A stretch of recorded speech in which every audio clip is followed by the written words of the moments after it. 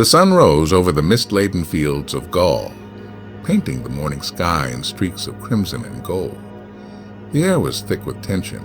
It carried the distant rumble of thousands of armored feet and a metallic clatter of swords being ready. The Roman legions, disciplined and unyielding, formed ranks on the rolling plains, their shields polished to a lethal gleam.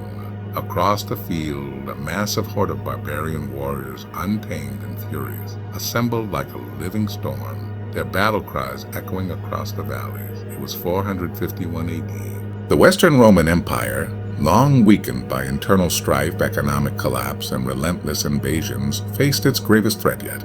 Attila the Hun, the scourge of the known world, had pushed deep into Gaul, and now the fate of Western civilization hung by a thread. Flavius Aetius, the mastermind of Rome's military strategy, strode along the front lines.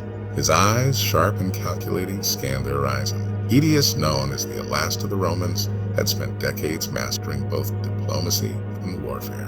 He had assembled not only Roman legions, but also allied Visigothic warriors, former enemies now bound by necessity against a greater threat.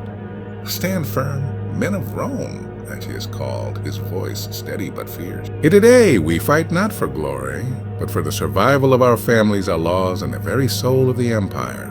The soldiers cheered, their morale steeled by the iron discipline that had carried Rome through centuries. They tightened their grips on gladius swords and pilum spears, aware that the coming clash would be unlike any they had faced. On the opposite side, Attila's army surged forward. Known as the Scourge of God, Attila was a man of terrifying presence, tall, broad-shouldered, with eyes like burning coals.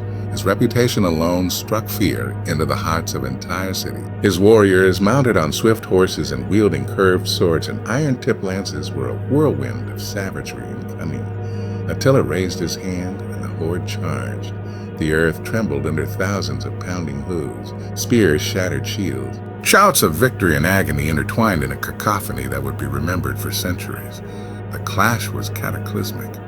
Roman discipline met Hun ferocity. Aetius directed his forces with precision, exploiting the terrain, funneling the attackers into kill zones where spears and pila could do maximum damage.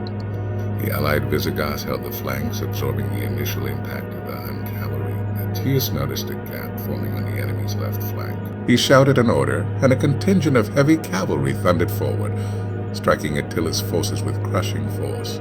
Attila himself led a counterattack, slicing through ranks with relentless energy. Blood and dust clouded the air. Time seemed to slow. Amid the chaos, a Roman soldier named Marcus caught the eye of his commander. Young, untested, yet burning with patriotic fire, Marcus fought with unmatched courage. He rallied a group of fleeing men, forming a defensive wall that held a critical pass, buying the Romans precious minutes. Hours passed, exhaustion gnawed at both armies. Then the decisive moment arrived.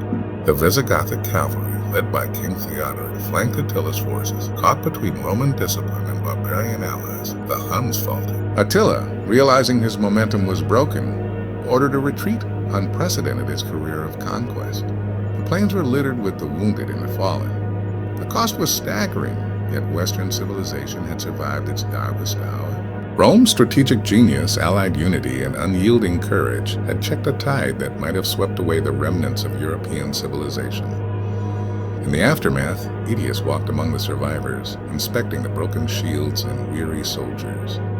"This day is proof," he said quietly to Marcus, "that even the mightiest storm can be weathered when courage and wisdom guide the hand of men."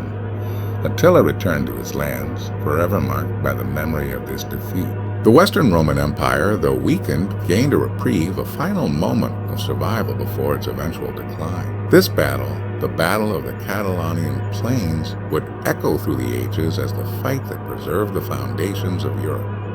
And so on that fateful day, Rome's legion stood as the shield of a civilization. Through discipline, courage, and the unity of former enemies, the tide of history was held back. Western civilization endured, and the story of its survival reminds us that even in the face of overwhelming darkness, strategic brilliance and unwavering resolve can shape the course of history.